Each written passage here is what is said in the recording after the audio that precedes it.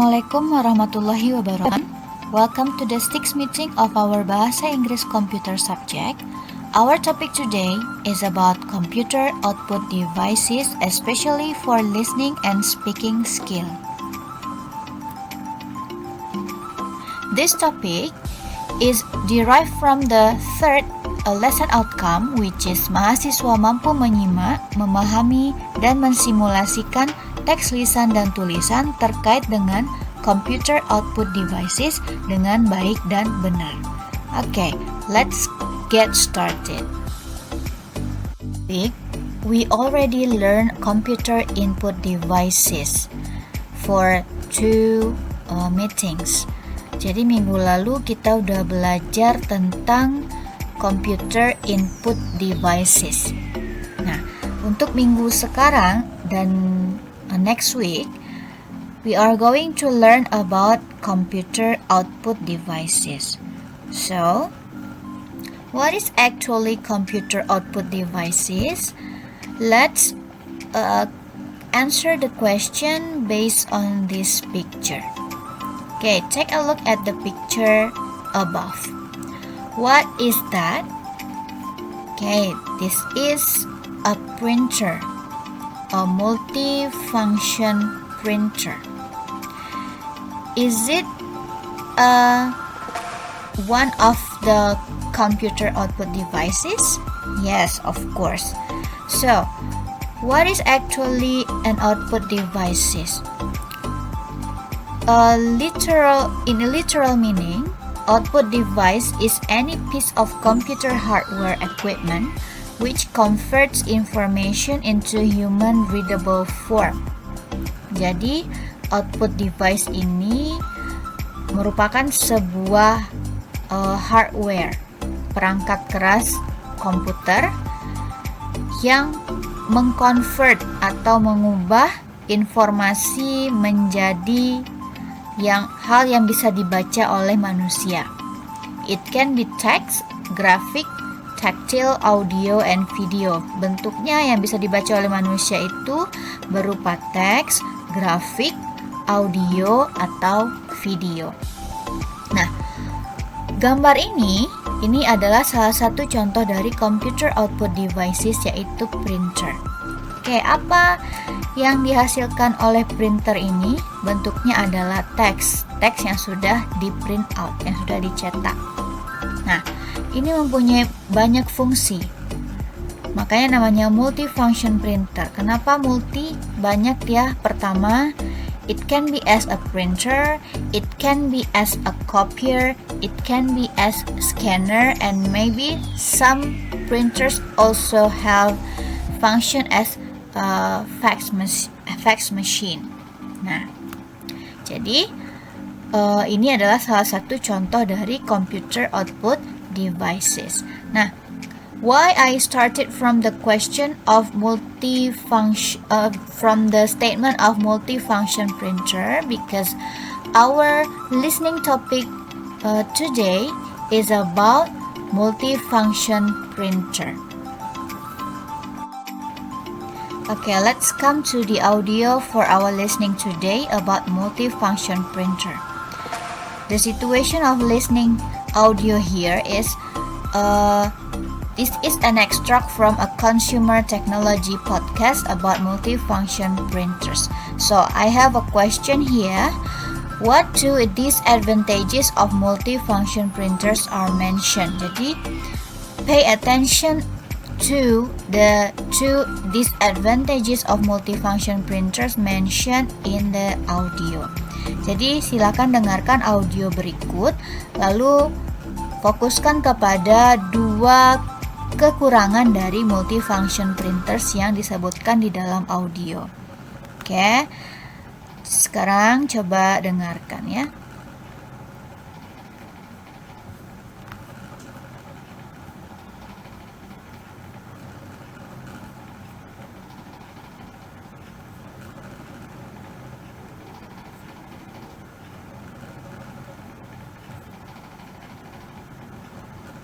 Unit 8, Task 4.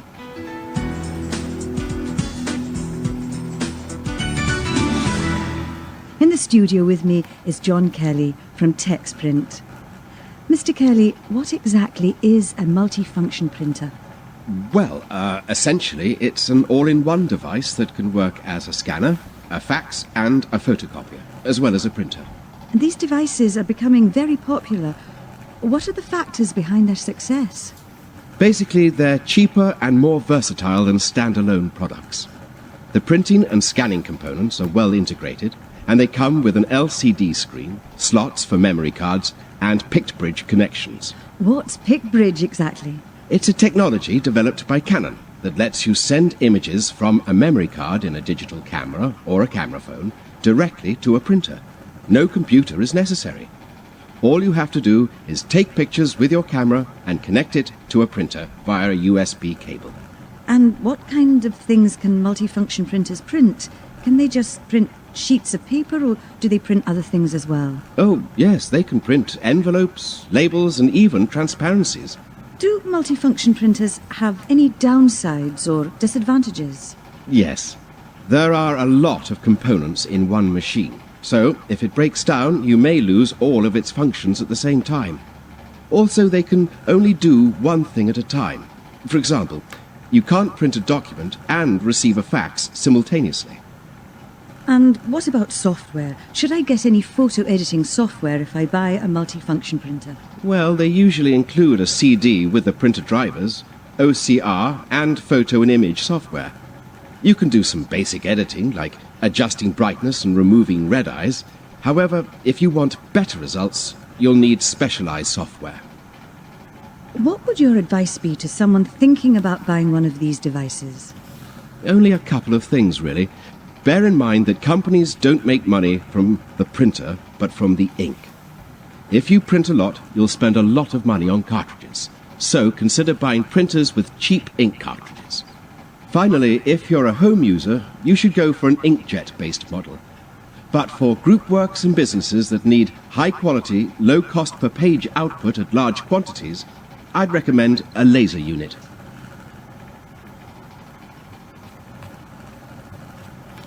Oke, tadi sudah didengarkan ya percakapan atau rekaman podcast tentang multifunction printers. So, what are two disadvantages of multifunction printers are mentioned? Nah, jawabannya adalah mungkin tadi Ananda sudah dengarkan kata si yang perempuan tadi, wanita tadi, dia bertanya, do multifunction printers have any downsides or disadvantages? Apakah multifunction printers ini ada kekurangannya enggak? Jawabannya dari Mr. Kelly tadi, yes, there are a lot of components in one machine. So, if it breaks down, you may lose all of its function at the same time. Jadi, yang pertama, semua karena dia multifunction, komponennya semua dalam satu mesin. Jadi, kalau dia rusak, maka nggak bisa fungsi yang sebanyak tadi tidak bisa digunakan. Lalu disadvantages yang kedua, also they can only do one thing at a time. For example, you can't print a document and receive fax simultaneously. Jadi walaupun fungsinya banyak, tapi dia tidak bisa melakukan dua fungsi dalam satu waktu. Misalnya kalau kita mau menerima fax email, jadi dia tidak bisa dalam satu waktu juga untuk memprintnya, tidak bisa. Jadi ketika ngeprint tidak bisa langsung scanner. Jadi kita bisa menggunakan satu fungsi dalam satu waktu saja. Okay. Now, Unit 8, Task 4. Okay. Sorry. Now let's come to the next listening explanation. To a printer.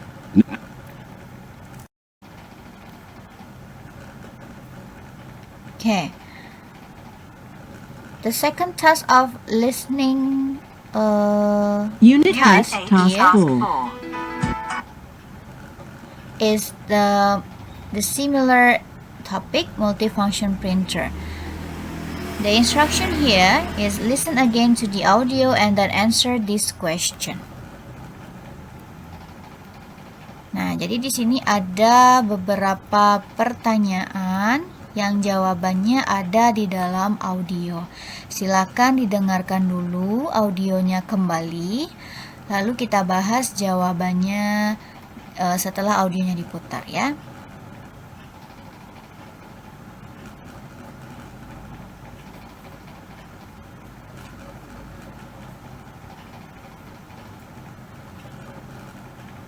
Unit 8, Task 4.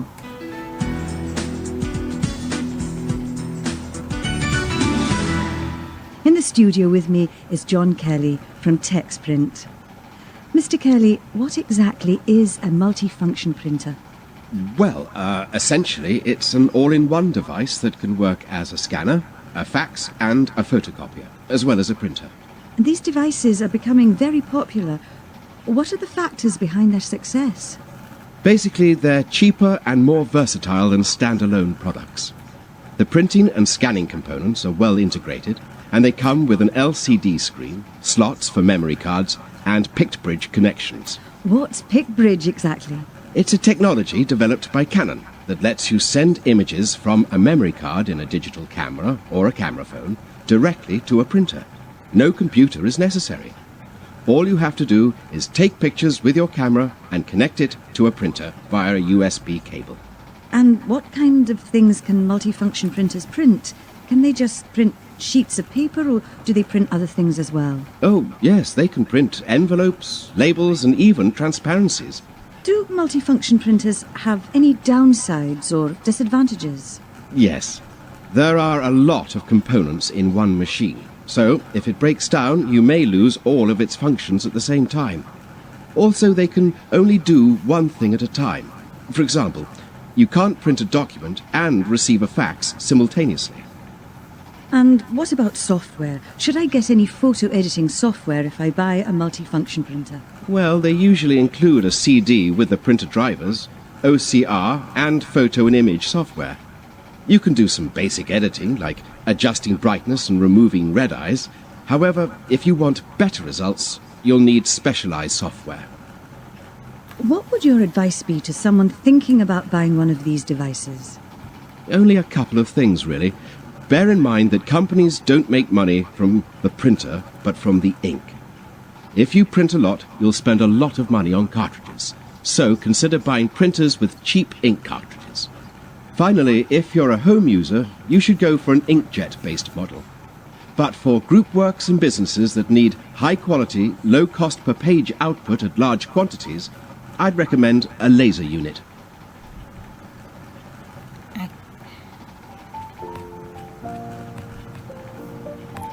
Oke, tadi udah didengarkan audio untuk listening ini.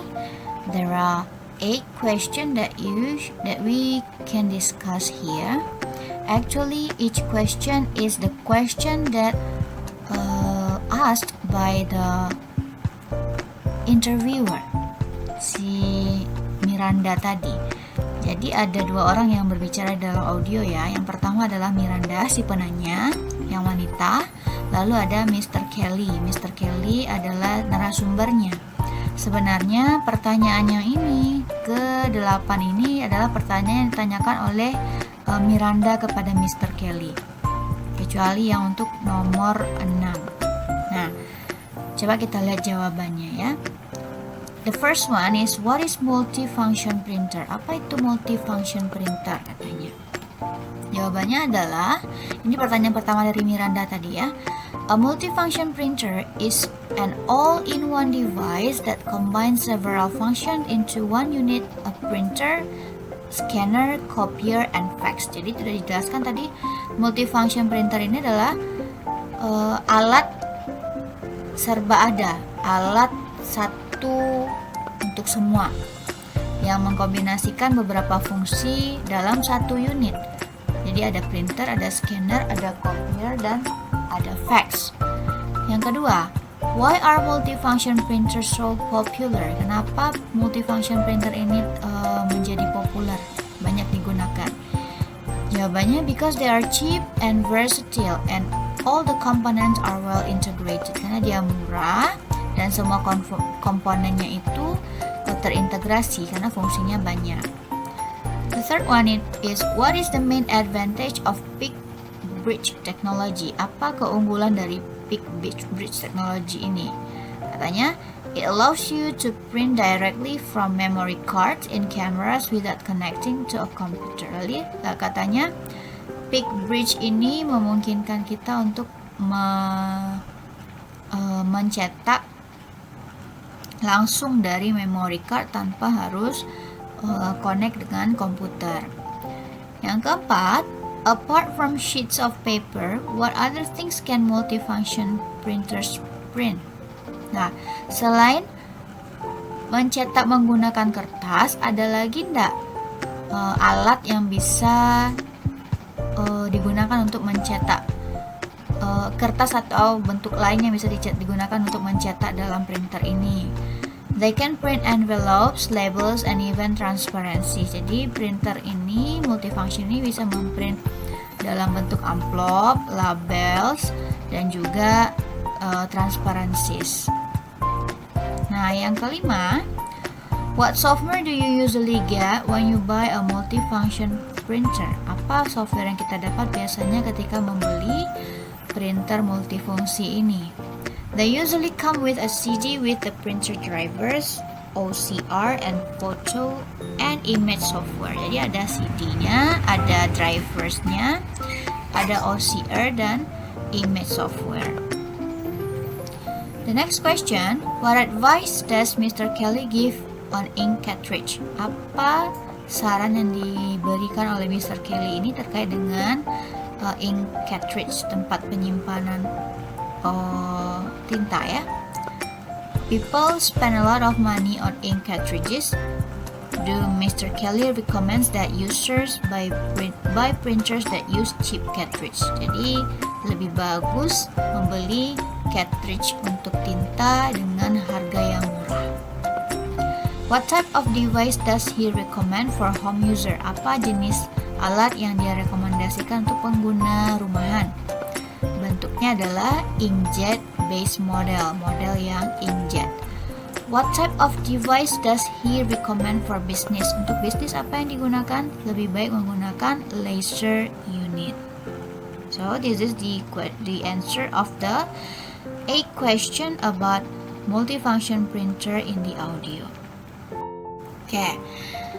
After listen to the audio, let's come to the speaking skill. In this topic, we are going to learn about comparative form, bentuk perbandingan. Nah, tadi dalam audionya sudah ada sedikit disinggung beberapa bentuk dari komparatif. Jadi, di sini kita fokuskan kembali tentang komparatif itu sendiri. Yang pertama, komparatif ini adalah kalimat perbandingan.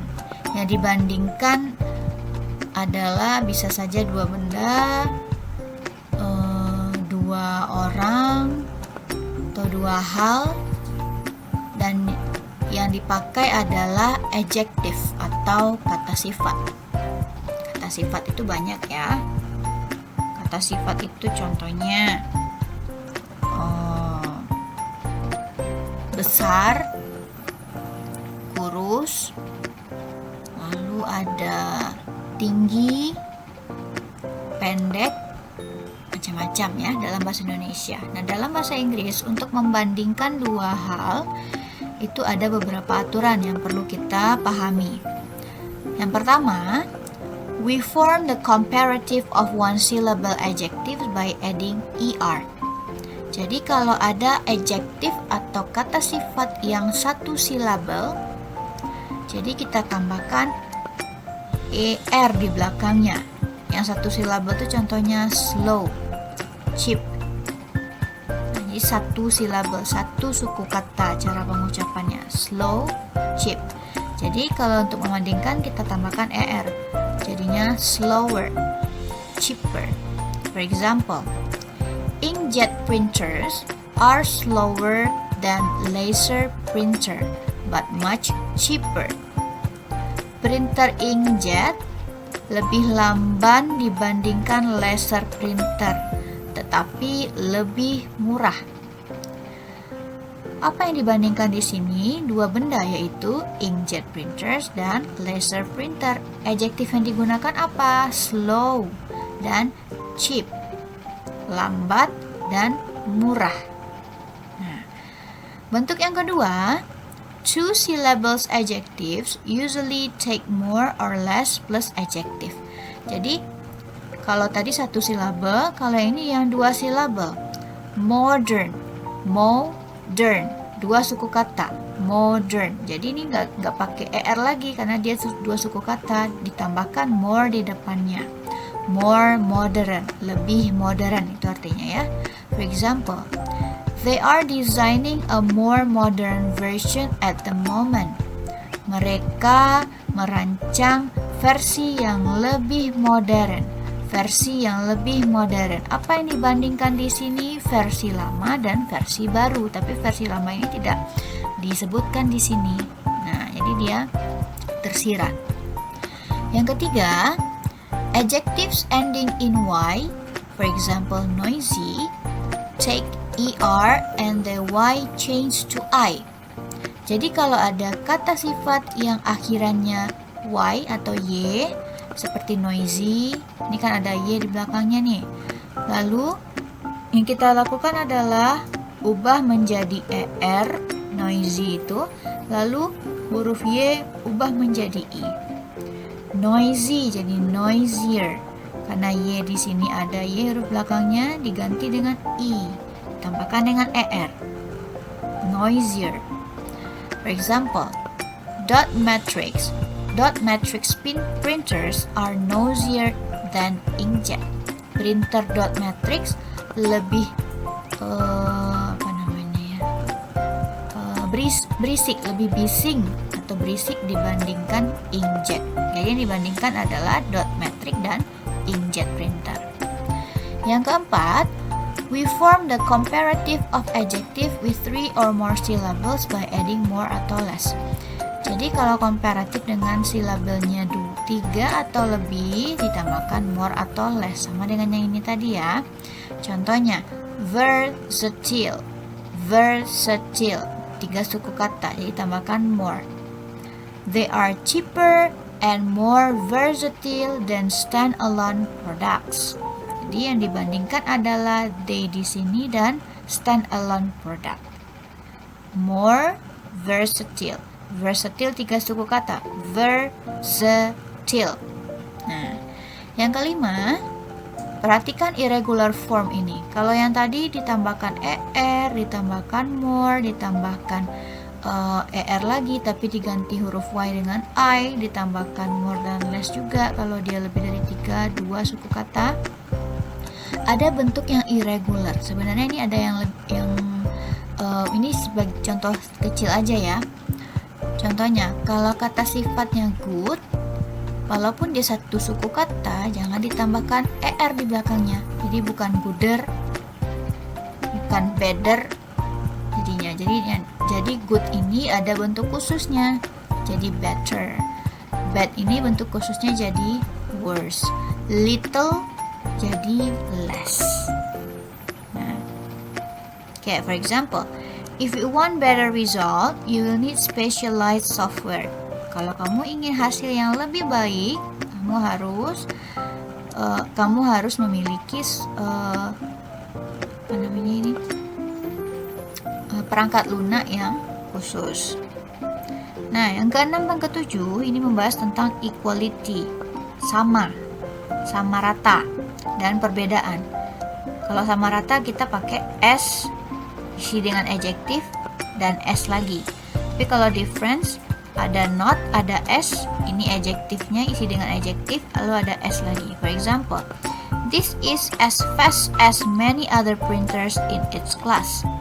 Ini adalah printer yang sama cepatnya dengan printer lain di kelasnya. Inkjets are not as expensive as laser printers. Printer inkjet tidak terlalu mahal jika dibandingkan dengan laser printers. Nah, ini. So this is the explanation of comparative that we can use to describe about a computer output device. Okay, I have a simple paragraph here. In this paragraph, I compare the CRT and LCD. Nah, jadi ada dua yang saya bandingkan di sini. Yang pertama adalah CRT dan yang kedua adalah LCD. Okay, let's read. A computer monitor is an output device that displays information in pictorial form. There are two types of monitors used nowadays, CRT and LCD. Jadi, ada dua bentuk atau tipe monitor yang digunakan pada saat sekarang, yaitu CRT and LCD. The display device in older monitors use a cathode ray tube or CRT. Meanwhile, in modern monitors is typically a thin film transistor liquid crystal display or LCD. Jadi yang monitor paling tua itu adalah CRT, dia pakai tube atau tabung di belakangnya. Yang terbaru adalah LCD, dia tidak ada tabung di belakang monitornya tapi memakai LCD, liquid crystal display. From the shape, CRT is bulkier than LCD. Ini mulai dibandingkan ya. CRT is bulkier than LCD. CRT ini bentuknya lebih gemuk, besar ya dibandingkan dengan LCD. Jadi ini ada bulkier. LCD has more compact size than CRT. LCD bentuknya lebih compact dibandingkan dengan CRT. Jadi more compact. Since the LCD has thinner size, it makes LCD becomes lighter than CRT. Karena ukurannya yang ramping, maka dia lebih ringan LCD tadi dibandingkan dengan CRT.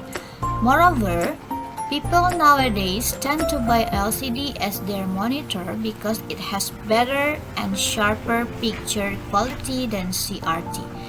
Jadi, sekarang orang lebih cenderung untuk membeli LCD sebagai monitor karena memiliki gambar yang lebih bagus dan lebih tajam.